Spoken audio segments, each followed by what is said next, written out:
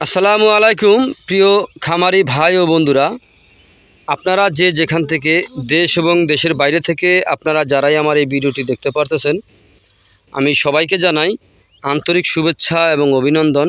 এই যে আমার সামনে যে ঘাস কাটা হচ্ছে, এই ঘাসটার নাম হচ্ছে ইন্দোনেশিয়ান স্মার্ট নেপিয়ার ঘাস, গরু ছাগলের প্রিয় ঘাস।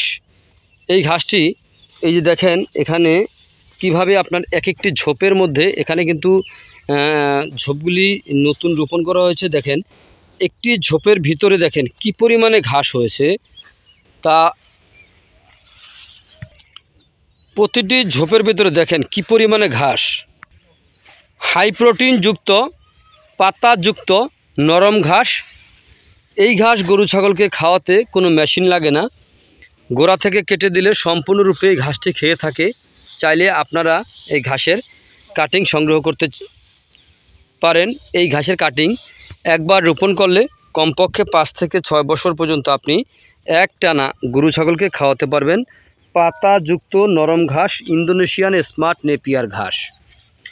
ইন্দোনেশিয়ান স্মার্ট নেপিয়ার ঘাস, এই ঘাসে ভিটামিন রয়েছে 30%, প্রোটিন রয়েছে 25%। এ কারণে এই ঘাস খাওয়ালে আপনার দানাদার খাদ্য খাওয়াতে হয় না, দানাদার ছাড়াই আপনার দুধ ও মাংস উভয় বৃদ্ধি হয়ে থাকে।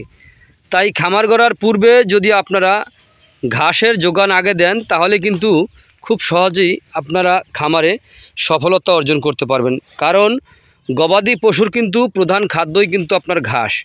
ঘাস যদি না থাকে তাহলে কিন্তু আপনি গবাদি পশু পালন করতে পারবেন না।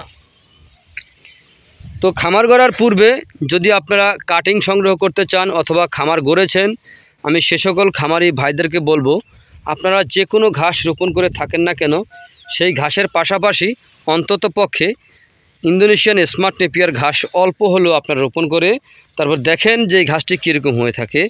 এই ঘাস খাওয়ালে কিন্তু আপনার দানাদার খাদ্য খাওয়াতে হয় না, দানাদার ছাড়াই কিন্তু আপনার দুধ ও মাংস উভয় বৃদ্ধি হয়ে থাকে।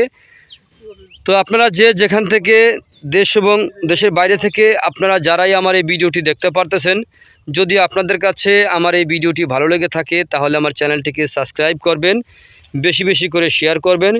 তো আজ এখানে এ পর্যন্তই। আপনারা সবাই ভালো থাকবেন, সুস্থ থাকবেন। আল্লাহ হাফেজ।